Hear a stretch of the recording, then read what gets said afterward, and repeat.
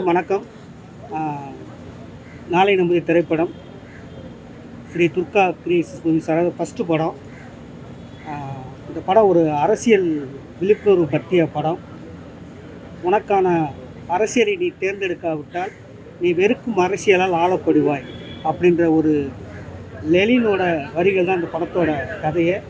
இந்த படத்துக்கு இந்த கதையை எனக்கு இயக்கிறதுக்கு வாய்ப்பு கொடுத்த எங்கள் அண்ணன் தயாரிப்பாளர் ரவீனனுக்கு நன்றியை தெரிவித்துக் கொள்கிறேன். நான் அந்த படத்தில் பெருமாள்ன்ற கேரக்டரில் நடிச்சிருக்கேன். எனக்கு வாய்ப்பு கொடுத்ததுக்கு கதிரேசன் சாருக்கு ரொம்ப ரொம்ப நன்றி. ஒரு நல்ல படத்தை எடுத்த ப்ரொடியூசருக்கும் எனது மனமார்ந்த நன்றி.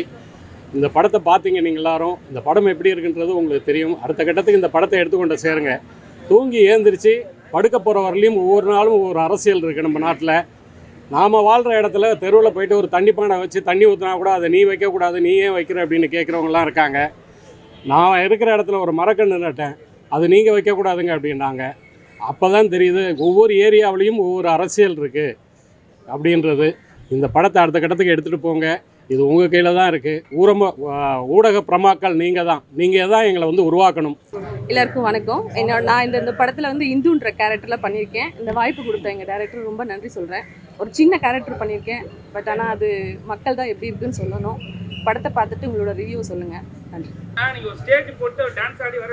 ஆமாம், ஒரு சின்ன முயற்சி தானே. அதாவது நம்ம ஒரு டான்ஸு ஒரு கலை நடக்கிறப்போ மக்கள் பண்ண இயல்பாக கூடுவாங்க இல்லையா, அதுக்காக தான் அந்த கேரக்டர் அந்த ஒரு யோசனை பண்ணி அப்படி ஒரு ஐடியா பண்ணிச்சு. அதுவும் பிடிச்சமான விஜய் சாங்கு அஜித் சாங்கு போட்டால் தன்னை போல் அவங்க ஆட்டத்துக்கு மக்கள் எதை யோசிக்க மாட்டாங்க. சின்ன குழந்தைங்க முதல்ல வருவாங்க, சின்ன குழந்தைங்க அதை தேடி அம்மா அப்பாக்கள் வந்துருவாங்க இல்லையா, அந்த பிளான்ல தான் அவர் கூட்டம் நிற்கிறக்கா அப்படி ஒரு ஐடியா பண்ணார்.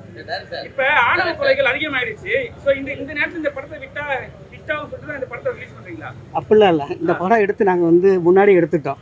ஆணவ கொலை இப்போ இல்லைங்க, எப்போவுமே காலமாக நடந்துட்டு தான் இருக்கு. நாட்டில் எவ்வளோ நல்ல கதைகள் இருக்கு. நீங்கள் சினிமா எடுக்க வந்தீங்களா இல்லை சினிமா எடுக்க வந்தீங்களா? சினிமா எடுக்க தான் வந்திருக்கோம். இல்லையே, இன்னைக்கு இந்த மாதிரி எங்கே நடக்குது? இது எப்போ முடிஞ்சது? முடிஞ்ச கதையை திருப்பி கொண்டு வந்து இளைஞர் மனதை எங்க முடிஞ்சிருக்குன்னு சொல்றீங்க? எங்க முடியலன்னு சொல்றீங்க? ஏன் நேத்து கூட ஆணவ கொலை தான் நடந்திருக்கு, அப்புறம் என்ன முடியலன்றீங்க? ஆணவ கொலைக்கே இந்த படம் இப்ப கேட்டா அப்படி சொல்ல, எங்க முடியலன்னு கேட்டதுக்கு நான் சொல்றேன். ஆணவ கொலைக்கு என்ன தீர்ப்பு கிடைச்சது தெரியுமா உங்களுக்கு? எந்த தீர்ப்பு கிடைக்கலங்க. நான் என்ன சொல்றேன், நீ ஏன் இந்த படத்தை எடுக்கிறேன்னு கேட்குறீங்க, இந்த கதை எடுக்கிறேன்னு கேட்குறீங்களா? இந்த இது இப்போ இல்லை, நீங்கள் தென் மாவட்டம் போய் பாருங்க, இன்னும் நடந்துட்டு தான் இருக்கு. இதே மாதிரி 2 பேர் படம் எடுத்தாங்க. ஒரு சாதி அமுக்கப்படுது, இன்னும் 2 சாதி ஏற்றப்படுதுன்னு சொல்லி படம் எடுத்து அவங்க வளர்ந்துட்டாங்க. அந்த ஜாதி வளர்ந்து கிடையாது, வளரல. புரியுங்களா? அதே மாதிரி உங்களுடைய சுய வளர்ச்சிக்காக அடுத்தவங்களும் உங்க ஜாதி இந்த மாதிரி இருக்காங்க. சுய வளர்ச்சின்னு சொல்லாங்க. சுய வளர்ச்சினா அந்த கமர்ஷியல் படம் எடுத்துக்கலாம் இல்லையா? அது சுய வளர்ச்சினா கமர்ஷியல் படம் எடுத்துருக்காங்க. எதுக்கு இந்த படத்தை எடுக்கணும்? இது தன்னை தானே தாழ்த்தி காட்டிக்கிட்டு எவனோ ஒருத்த மேல பழி தூக்கி போட்டுட்டு நம்ம வளர்றதுக்கு. அதே மாதிரி தான் 2 பேர் வந்தாங்க. ஓட்டல் கம்மியாக. சரிங்க, வேற யாராவது கேள்வி எழுதுங்க ப்ளீஸ். பாருங்க, தாழ்த்திலாம் யாரும் சொல்லல. தாழ்த்திலாம் யாரும் சொல்ல, நாளைக்கு நம்மதுன்னு சொல்றோம், நாளைக்கு நம்மதுன்னு சொல்றோம், அவ்வளவுதான். இது என்ன தன்னை தாழ்த்திக்கவே இல்லைங்க. நன்றி. தைரியமா ஒரு சீனை காட்டுறதுக்கு யோசிப்பாங்க. அந்த லேடி எப்படி ஒத்துக்கிட்டாங்கன்னு தெரியல. ஒரு சீன் பயங்கரமா காமிச்சிருக்கீங்க, ஒரு பெரிய மருத்துவ சாவடிக்கிறது. இன்னொரு படத்துல 2 தலைவர்களை காமிக்கிறீங்க, இறந்து போயிட்டாங்க. 2 பேரும் முதலமைச்சர். அவங்க 2 பேருமே ஜாதியை வளர்த்தவங்க தானே? அதான் இந்த கேள்விக்கு அதுதான். அது 2 பேரும் ஜாதியை வளர்த்தவங்க தான். ஆமா, அது அழிஞ்சு போன ஆசை தான். காட்டுறீங்க. யாரை நியாயமா காட்டுறேன்? புரட்சி தலைவியும் காமிச்சிருக்கீங்க, கலைஞரையும் காமிச்சிருக்கீங்க. ஜாதியை முதல் வளர்த்தவங்க. எங்க காட்டல, அது அந்த அரசியலுக்கு நம்ம போகல. அது பஞ்சாயத்து பிரசிடென்ட் அவர் காட்டுல யார் கட்டுறது ஃபர்ஸ்ட் இல்ல, அது அந்த இவர் வராரு, பெரியவர் இல்ல, அவரோட விஷுவலுக்காக வந்தது. அவரோட பெருமை தான் தவிர படத்தை நம்ம எதையும் காட்டலாம். படத்துல ஸ்பெசிஃபிக்கா நம்ம அதை அதான் சார் புரியுது சார்.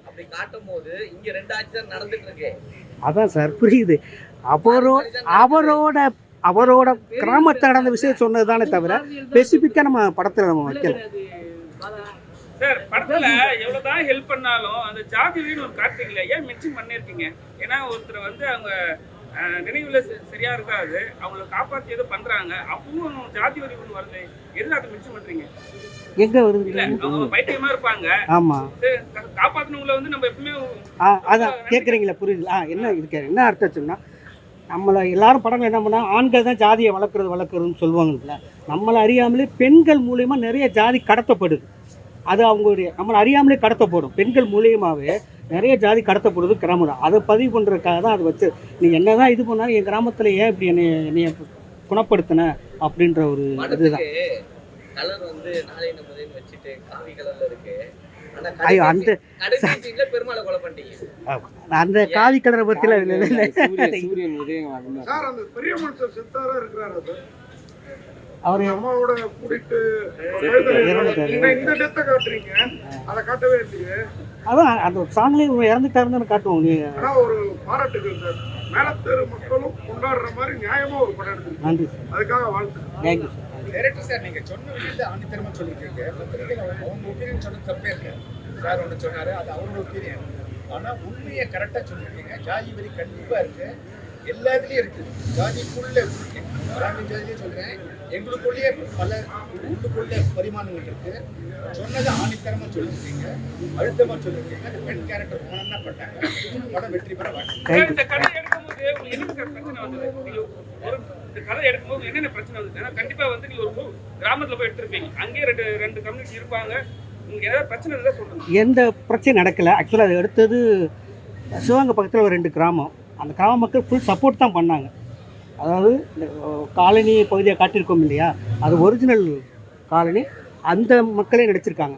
இது நம்ம மறைமுகமாக அந்த 2 கேஸ்ட் ஆட்கள் சொல்லுவோம் இல்லையா, அதை நடித்தவங்களே ஆப்போசிட் கேஸ்ட்டில் தான் நடிச்சிருப்பாங்க அவங்களாவே. ஸோ அதனால் எங்கள் கிராமங்களில் அந்த மக்கள் அவ்வளோ சப்போர்ட் பண்ணாங்க.